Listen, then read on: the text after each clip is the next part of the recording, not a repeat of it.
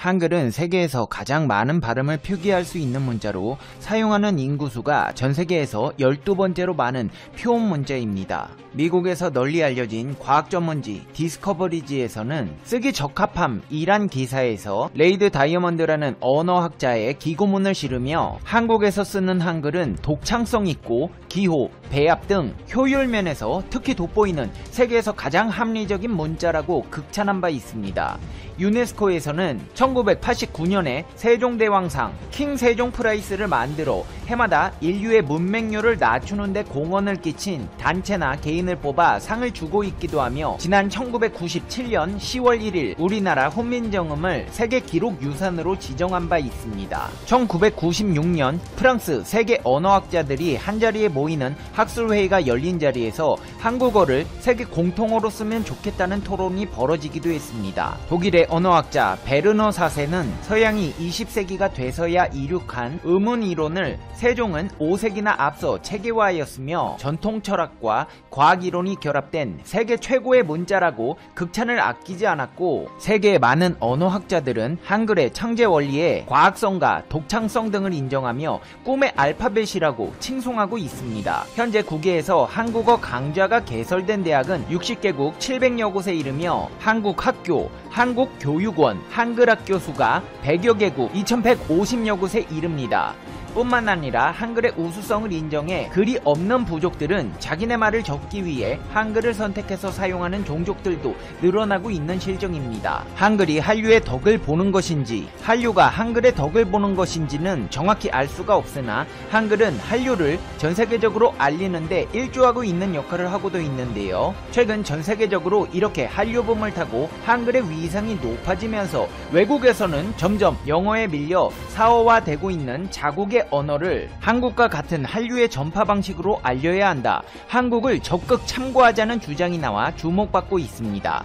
이렇게 주장하고 있는 이는 마오리족 혈통의 뉴질랜드 언어학자, 뉴질랜드 오클랜드 공과대학 마오리어 연구소의 레이철 카이 마우타 박사입니다. 자국의 토착 언어 마오리어를 되살리기 위해 뉴질랜드 청소년들에게 한국 가요와 드라마가 선풍적인 인기를 얻고 있는 점을 참고하자 마오리어로 된 대중문화 창작물을 적극적으로 만들어야 한다는 주장입니다. 최근 호주 인터넷 매체 더 컨버세이션에서는 마오리어를 멋지게 만들기, 한류에서 배울 수 있는 언어 부흥이라는 글을 기고했습니다. 마오리어는 뉴질랜드 인구의 14%를 차지하는 원주민 마오리족의 토착 언어입니다. 원주민의 권익이 강화되면서 일선 학교에선 정식으로 가르치고 있고 정부와 공공기관에서는 영어와 마오리어를 병기하고 있습니다. 하지만 마오리어는 점점 젊은 세대들에게 외면을 받으면서 배우려는 사람이 갈수록 줄고 있고 실제로 영어만 할 수 있더라도 생활하는데 전혀 지장이 없다 보니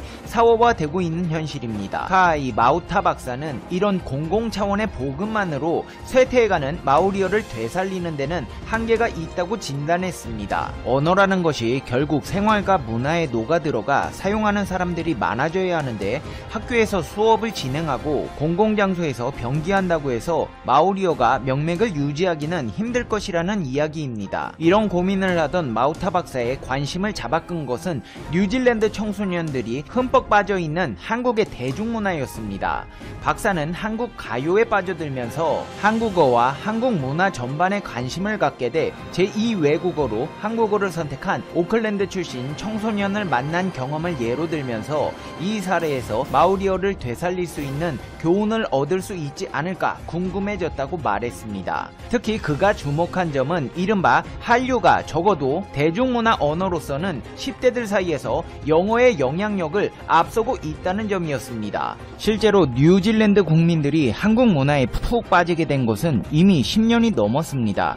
그 시작은 주얼 인 더 팰리스, 바로 드라마 사극 대장금이었습니다. 2009년부터 뉴질랜드 2개 방송사의 6개 채널을 통해 사극 대장금을 방송했는데요. 당시만 해도 청소년들이 아니라 중장년층들이 335 모여 대장금에 대해 이야기할 정도로 선풍적인 인기를 끌었습니다. 대장금은 옛 조선시대의 궁중요리들, 한국의 전통요리의 아름다움과 맛을 영상을 통해 감각적으로 그려내어 보는 이들로 하여금 더욱더 한국 요리에 관심을 갖게 만들었고 대장금을 접한 많은 뉴질랜드인들이 한국 음식에 관심이 부쩍 늘어났을 정도입니다.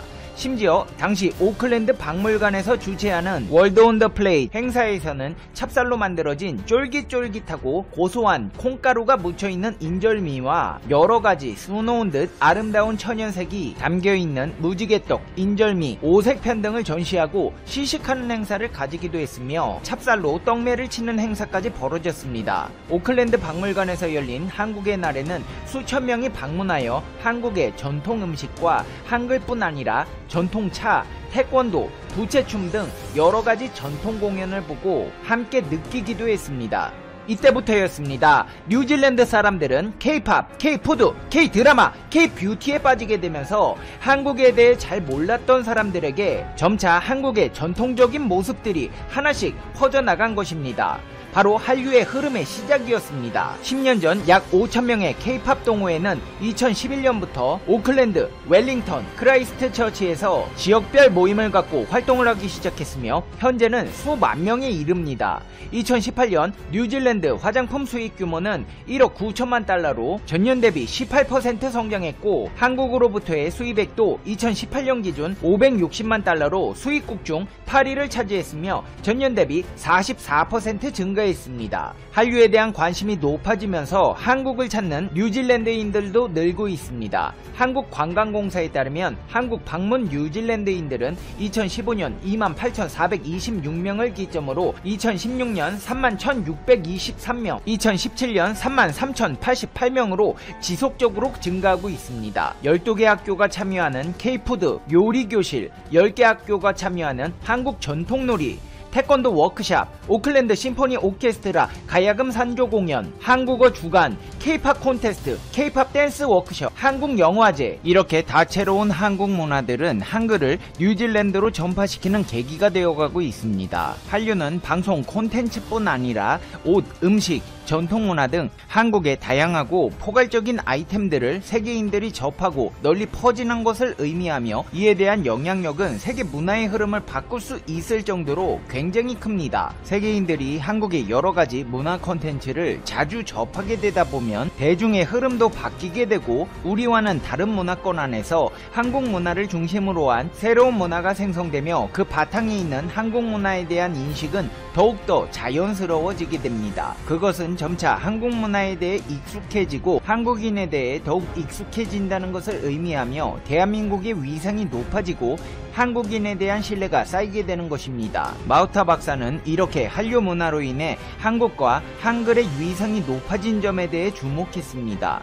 마오리어는 이렇게 문화 컨텐츠로 접할 기회가 없었고 주로 교과서를 통해서만 학습되다 보니 청소년들이 일상생활에서 자유롭게 쓸 기회가 없다. 생활 언어로 보급되는데 한계가 있다는 진단을 내린 것입니다. 박사는 마오리어 부활의 여부는 10대 청소년들의 일상 속으로 파고드느냐의 성패에 달려있다고 진단했습니다. 사춘기 10대 청소년들은 유행을 선도하는 집단이기 때문에 마오리어의 가치에 대한 그들의 인식이 마오리어의 위상에 영향을 미칠 수 있다는 판단을 내린 것입니다. 그러면서 뉴질랜드에는 10대들을 위한 마오리어 소설, TV 프로그램, 가요, 게임 등이 많지 않다. 한국어를 배운 한국 가요 팬과 만난 뒤 마오리어도 한국어처럼 유행을 만들고 팬덤을 만들어내는 10대 또래 그룹을 파고들어가 부활의 물꼬를 틀 수 있지 않을까 상상하게 됐다고 말했습니다. 그러면서 대중문화 분야에 있어서 세계 언어로 확고한 지위를 가졌던 영어의 위상이 한국어에 의해 도전받고 있다. 한국 가요와 드라마의 세계적 인기, 아카데미 최초의 비영어권 작품상 기생충을 봐라.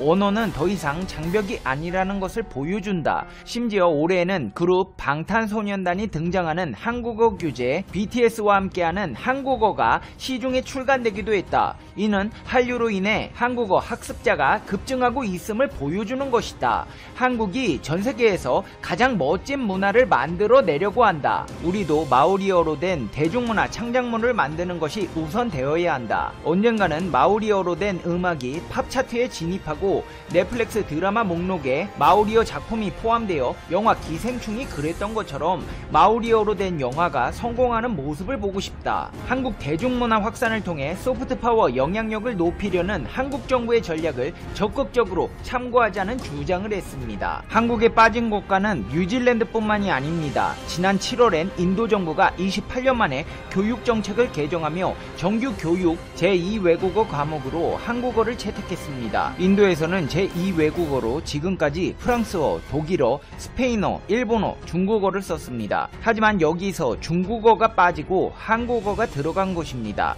특히 2020년 국가교육정책 발표에서 제2외국어 8개 언어 가운데 한국어를 맨 앞에 배치하기도 했습니다. 인도는 인구 13억 8천만 명으로 세계 2위, 국토 면적은 한반도의 15배로 세계 7위입니다. 인구 10분의 1만 한국어를 배우더라도 우리 인구보다 2배가 넘는 사람들이 한국어를 사용하게 되는 것입니다.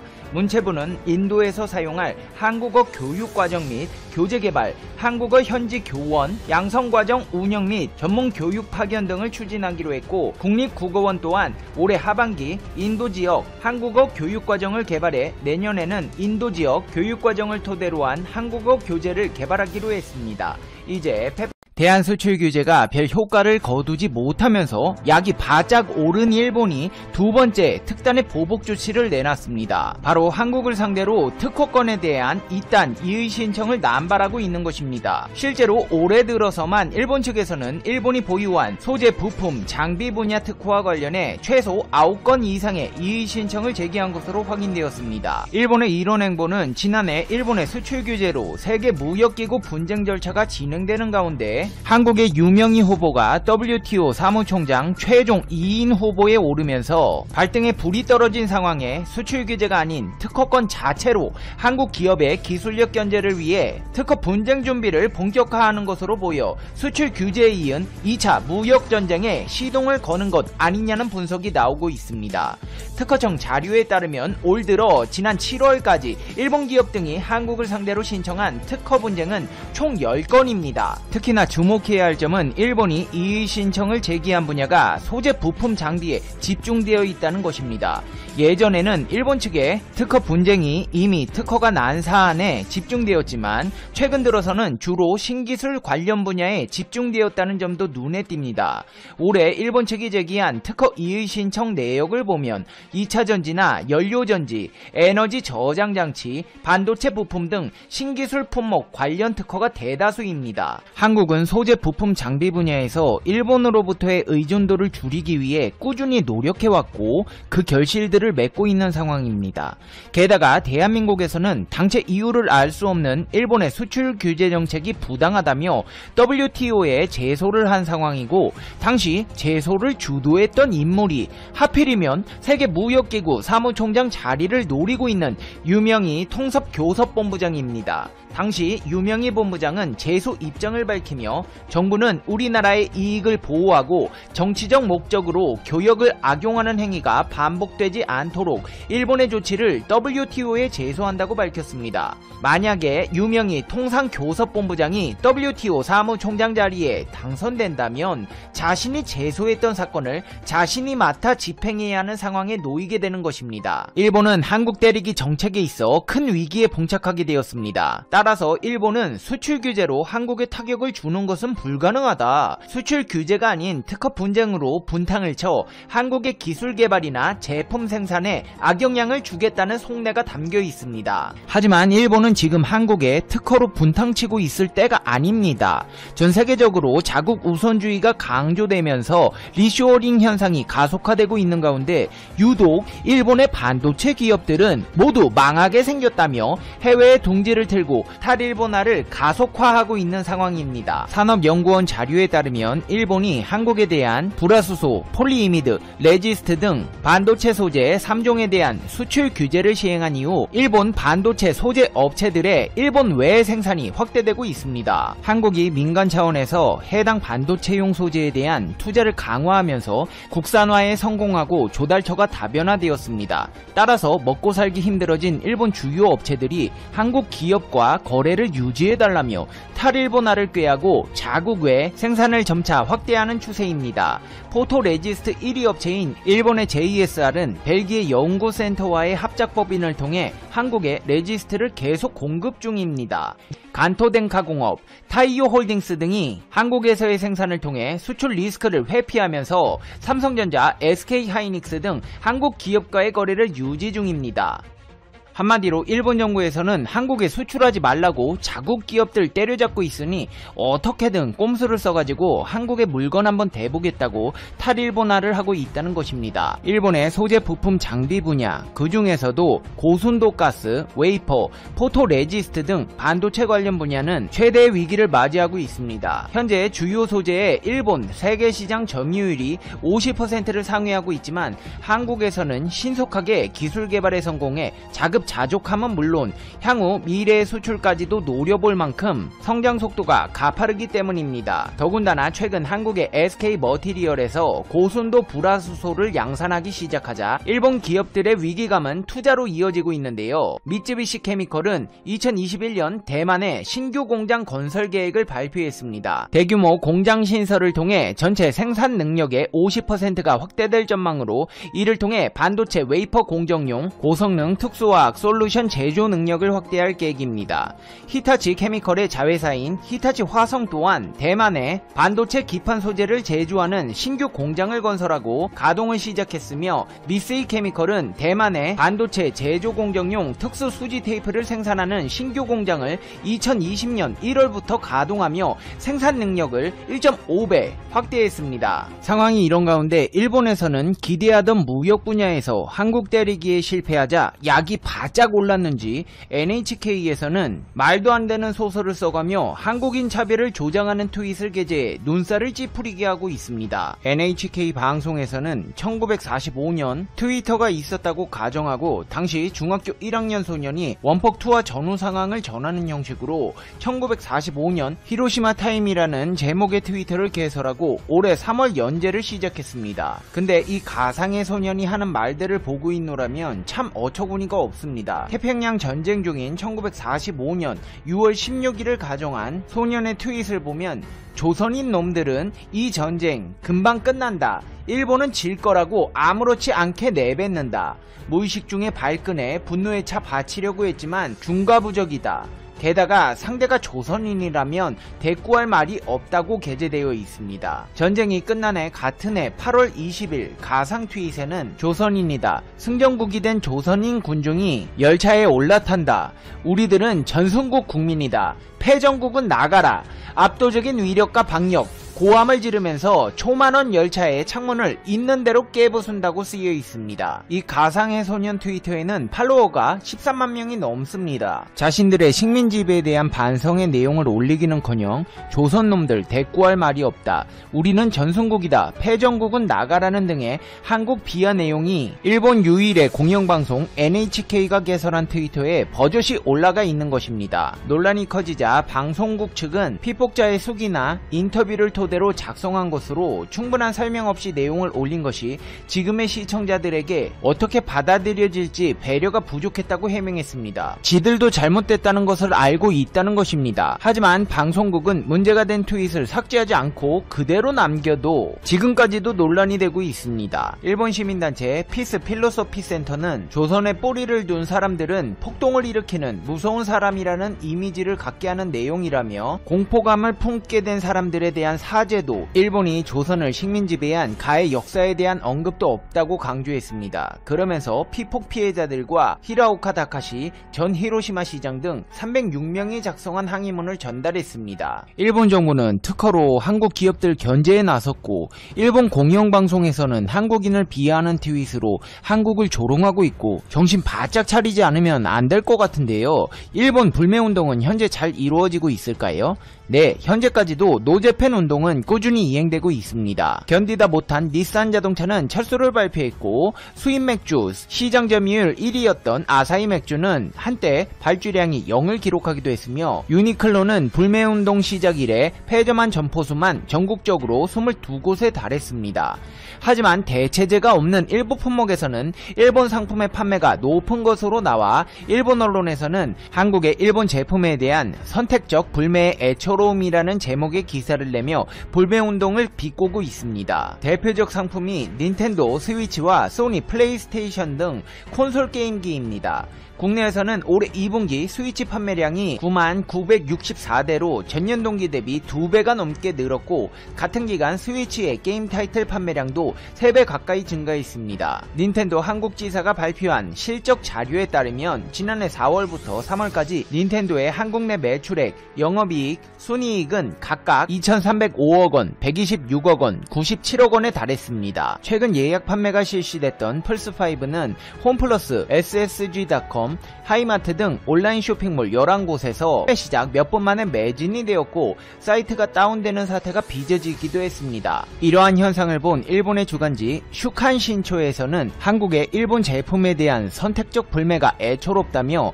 현재 한국 정부의 주요 공직자들 수십 명이 일본산 차를 타고 있다는 사실이 보도됐지만 별다른 주목을 받고 있지 않다. 겉으로는 자존심을 지키려는 듯하지만 결국 자기 정당화에 지나지 않는다. 한국의 일본 제품 불매가 전반적으로 지난해 대비 상당히 느슨해진 듯하며 기존의 전면적 불매 대신 선택적 불매가 확산되고 있는 것으로 보인다고 분석했습니다. 실제로 해당 기사는 일본 최대 포털 야후 재팬의 국제 분야 뉴스 중 한때 가장 많이 읽힌 기사로 선정됐으며 1200건이 넘는 댓글이 달리기도 해 일본인들의 한국에 대한 관심이 얼마나 높은지에 대해 알 수 있었습니다.